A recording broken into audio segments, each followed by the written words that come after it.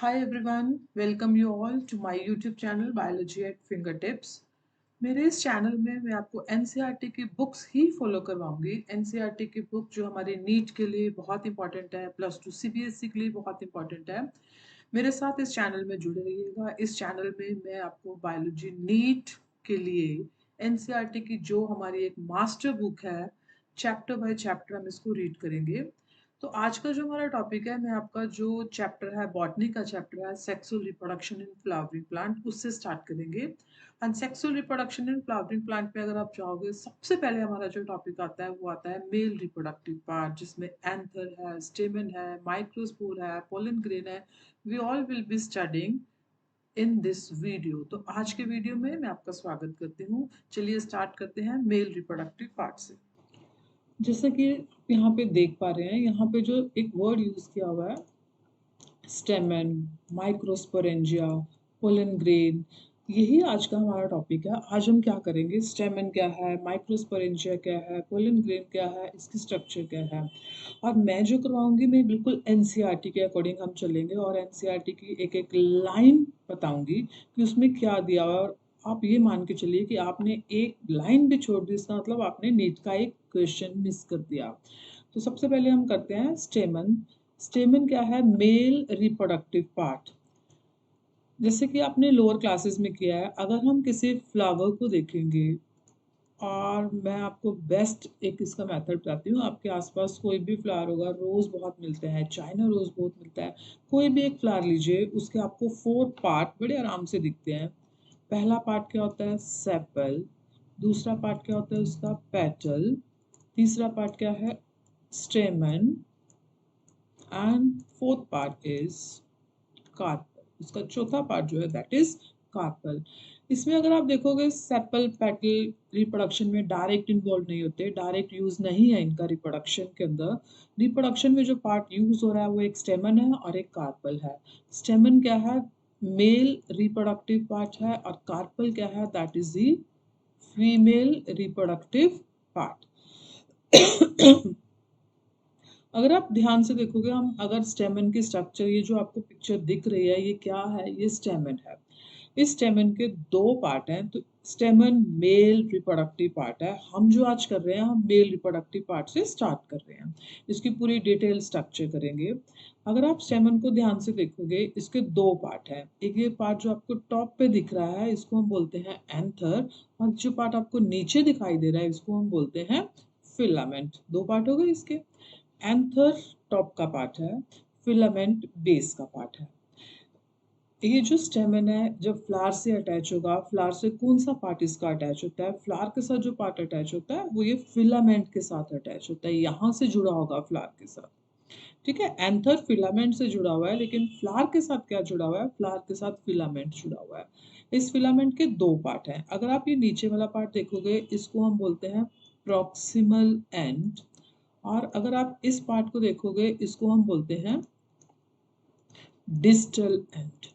और ये आपके एनसीईआरटी के अंदर ये लाइन बहुत ध्यान से देखोगे तो ये लाइन बहुत बार बच्चे मिस कर देते हैं कि इसमें तो कुछ भी नहीं है ना, ये क्या लाइन है। पर अगर आप देखोगे ध्यान से, तो ये आपकी एनसीईआरटी के अंदर ये लाइन दी हुई है, proximal end of the filament is attached to the thalamus or the petal।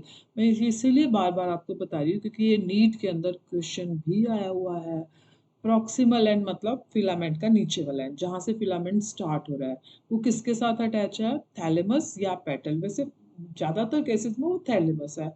कुछ केसेस में क्या होता है कि कई बार एंथर पेटल के साथ जुड़ जाता है। अगर एंथर पेटल के साथ जुड़ गया, फिर वो पेटल से स्टार्ट होता है। तो इट कैन स्टार्ट, ये थैलेमस से भी स्टार्ट हो सकता है और ये पेटल से भी स्टार्ट हो सकता है।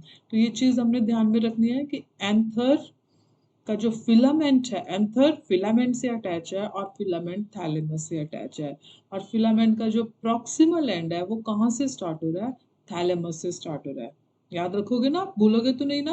नेक्स्ट टाइम नीट में आएगा ये क्वेश्चन, तो मुझे नहीं लगता कि अगर आप इसको ध्यान से करोगे तो भूल पाओगे, नहीं भूलोगे। अब नेक्स्ट आ जाओ, अगर आप एंथर की स्ट्रक्चर को ध्यान से देखोगे, एंथर के इस तरह से हमें 2 पार्ट ऊपर दिखते हैं, जो बीच में एक लॉन्गिट्यूडनल ग्रूव है, उसके साथ अटैच होगा। ये जो 2 पार्ट हैं ज़्यादातर एंथर्स के अंदर ये 2 पार्ट होते हैं यहाँ पे, और इस टाइप के एंथर को हम क्या बोलते हैं? Bilobed anther. ज़्यादातर केस में एंजियोस्पर्म्स के अंदर एंथर बाइलोब्ड है। फिर एंथर के अंदर ऐसी स्ट्रक्चर्स होती हैं जिसमें माइक्रोस्पोरेंजिया कहते हैं, जो बाद में पोलन सैक्स बन जाते हैं। ये जो माइक्रोस्पोरेंजिया है, इसके अंदर क्या बनते हैं? पोलन ग्रेन्स बनते हैं। पोलन सैक्स होंगे, फिर पोलन ग्रेन बनेंगे। तो ये 2 थिक्का बोलते हैं कि एक लोब के अंदर 2 थिक्का है, तो इट इज डाइथिकस। ये भी बहुत कंफ्यूजिंग होता है, बुक टू बुक बहुत कंफ्यूजिंग है। हमने कहीं कंफ्यूजन में नहीं जाना, हमने सिर्फ अपनी एनसीईआरटी फॉलो करनी है। हमारी एनसीईआरटी के अंदर जो वर्ड दिया हुआ है हमने उसको ध्यान से करना है। Typical angiosperm anther is bilobed. एक नॉर्मल एंथर जो है वो बाइलोब्ड है। अब मुझे पूरी उम्मीद है आपको पता चल गया होगा बाइलोब्ड का मतलब हमने क्या किया था। एंथर की 2 लोब्स हैं और दोनों लोब्स के बीच में एक लॉन्गिट्यूडनल ग्रूव भी चलता है, कनेक्टिव बोलते हैं इसको, और उसके नीचे फिलामेंट अटैच हो गया। तो ये 2 लोब्स के अंदर एक लोब में 2 थिक्का होते हैं। Each lobe is having 2 थिक्का। तो normal angiosperm anther is bilobed और डाइथिकस। हो गया ना याद? नहीं भूलेगा। Normal angiosperm anther is bilobed and डाइथिकस। ये चीज़ें मतलब देखने में कई बार क्या होता है, जब हम एनसीईआरटी पढ़ना शुरू करते हैं तो हम उसको छोड़ देते हैं ना, ये चीज़ें कई बार माइंड में भी नहीं आती। पर अगर एक बार इसको जोर देके ध्यान से सुना होगा, पढ़ा होगा, आप कभी भी नहीं भूलोगे। तो angiosperm is bilobed, anther is bilobed and डाइथिकस। आज हमने ये 2 चीज़ें की हैं।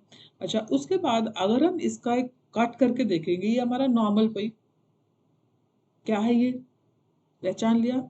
स्टेमन। इस स्टेमन के ऊपर ये क्या है? एंथर है।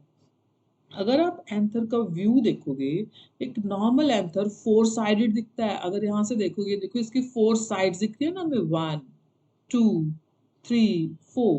तो एक जो नॉर्मल एंथर है वो 4 साइडेड एंथर है। तो यहाँ पे वर्ड, एक और वर्ड यूज किया हुआ है, टेट्रागोनल।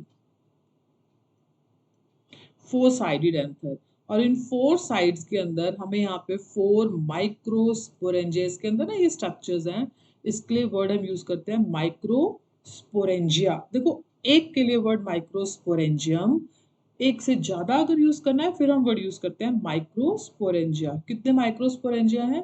4 माइक्रोस्पोरेंजिया। तो आज मैंने आपको एंथर के जो वर्ड बताया, मैं एक बार फिर रिपीट कर रही हूँ। किस टाइप का एंथर होता है एंजियोस्पर्म्स के अंदर? पहली बात, बाइलोब्ड। दूसरा वर्ड हमने क्या किया है? डाइथिकस। रहेगा ना याद? तीसरा वर्ड हमने क्या किया है? टेट्रागोनल। तो अगर ये क्वेश्चन आ जाए नीट के अंदर, मुझे नहीं लगता अब आप भूलोगे इसको। अब इसका ये जो 4 पार्ट्स आप देख रहे हो, इसकी डिटेल्ड स्ट्रक्चर इसके बाद हम करेंगे। अगर आप इसकी डिटेल्ड स्ट्रक्चर करोगे, और ये जो डायग्राम अभी मैंने डिस्कस किया है ये सेम आपके एनसीईआरटी का डायग्राम है, एज सच आइडेंटिफिकेशन के लिए आया हुआ है एग्जाम के अंदर। ये इसके अंदर क्या है? पोलन सैक्स। पोलन सैक्स के अंदर क्या प्रेजेंट है? Pollen grain. नीचे इसके फिलामेंट है। और ये जो इसमें पार्टीशन लाइन देख रहे हो, ये जो पार्टीशन लाइन है, ये है लाइन ऑफ डाइसेंस। डाइसेंस का मतलब है जब एंथर मैच्योर हो जाएगा, ये ओपन होगा, खुलेगा। खुलने के बाद जिस पॉइंट से ये खुलता है, जिस लाइन से ओपन होता है, उस लाइन का नेम है लाइन ऑफ डाइसेंस। ये लाइन ऑफ डाइसेंस है। तो यहाँ तक हमने किया है कि टेट्रागोनल का मतलब क्या है? टेट्रागोनल का मतलब है 4 साइड्स हैं इसकी, और एक साइड के अंदर कितने माइक्रोस्पोरेंजिया प्रेजेंट है? 2।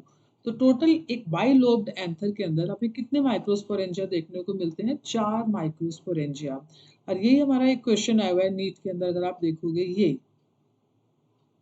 2018 का क्वेश्चन है।